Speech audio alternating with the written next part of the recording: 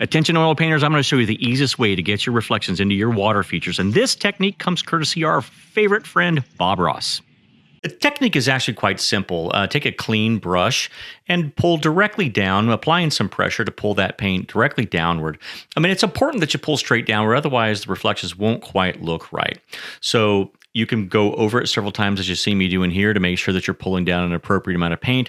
I'm also, if you can take a look, I'm trying to take out some of the symmetry that I had going on in those banks there. So I'm pulling those areas straight down. And then in just a moment, I'll show you the next step. I've wiped out the excess paint out of that brush just to make sure that there's nothing on there that might drag across the painting. Now, so I've taken that same brush, and now I'm pulling directly across my painting, across that paint, to kind of just make those, the areas that I pulled down, just make them shimmer just a little bit. I'm applying almost zero downward pressure on there, just enough to make that pull across. This really is a tried and true method, and I really want to thank Bob for this one. I use it all the time, and I hope you do too.